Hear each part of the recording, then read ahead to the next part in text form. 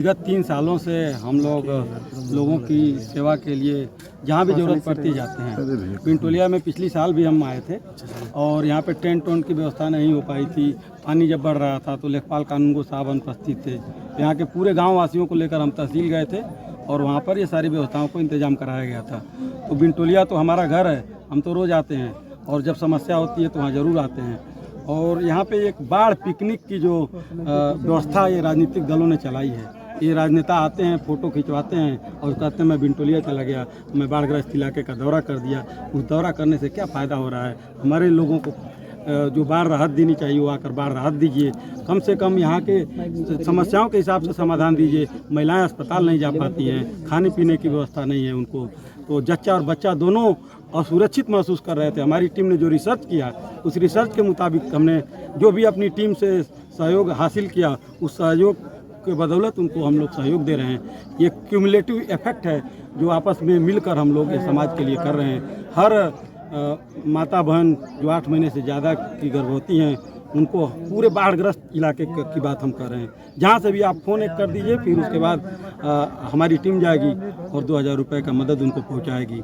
और रही बात बाढ़ राहत की, तो ये पैकेट जहाँ जहाँ से फ़ोन आता है हमने अपना नंबर भी जारी किया है, ढेर सारे होर्डिंग्स भी लगाए गए हैं और आप लोगों के माध्यम से बात जन जन तक पहुंचाई जा रही है कि हमारे घोसी लोकसभा क्षेत्र के किसी भी व्यक्ति को इस बाढ़ के समय में कोई दिक्कत ना हो। जिस प्रकार की दिक्कत हो, हर प्रकार की दिक्कत का सामना करने के लिए हमारी टीम हमारे लोगों के साथ खड़ी है। कितनी गर्भवती महिलाओं को और कितने लोगों को आपने राशन मुहैया कराया है जो बाढ़ से पीड़ित हैं? जी, अभी तो मतलब हम लोगों ने 1600 पैकेट बांटा है और आज यहाँ पर जो कार्यक्रम चल रहा है यहाँ पे 5 गर्भवती महिलाओं को हम लोगों ने नगद राशि सहयोग के हेतु आपने अपने भाषण के दौरान सांसद को चुनौती दिया है। जी, क्या कहेंगे इस पे? चुनौती नहीं दिया, हमने उनसे निवेदन किया है कि जनता ने सोचा था कि ये धन कुबेर हमारे इलाके में हमारे इलाके का नेतृत्व करने आ रहे हैं। उन्होंने भी कहा था कि हमने जो कमाया है ये घोसी की जनता के लिए कमाया है।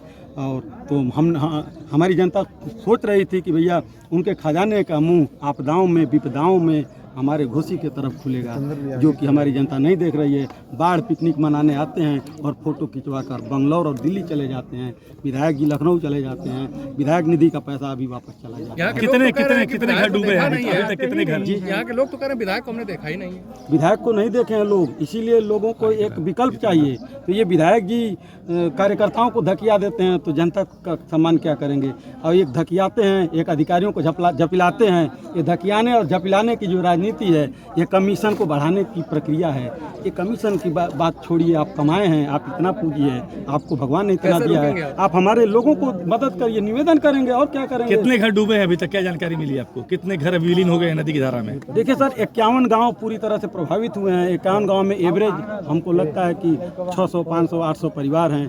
पूरा मिला जुला के 40 से 42 हज़ार लोगों तक ये समस्या है। बुरी तरह से ये लोग समस्याओं के आगोश में हैं। फसलें बर्बाद हो गई हैं, मवेशियों का चारा बर्बाद हो गया है। हम तो कहते हैं हमारे घोसी की नस्लें बर्बाद हो गई हैं। इनको सुधारने के लिए लोगों को एकजुट किया जाएगा, नहीं तो जब तक इस शरीर में जान है और जब तक मैं इस जहान में हूँ, अपनी घोसी की सुरक्षा के लिए, अपने लोकसभा की सुरक्षा के लिए, मधुबन की सुरक्षा के लिए मैं आजीवन कार्य करूंगा। कितने दिनों तक राहत बचाओ ये जो राहत कार्य है जो है पहुंचाने की, ये कितने दिनों तक जारी रहेगा अभी आपका? जहाँ जहाँ से फ़ोन आता है, यहाँ ज़्यादा दिक्कत है, वहाँ तक हम लोग जाते हैं और आने वाले समय में जब तक ये प्रॉब्लम रहेगी तब तक मैं यहाँ खड़ा होकर हमारे लोगों की मदद ठीक है।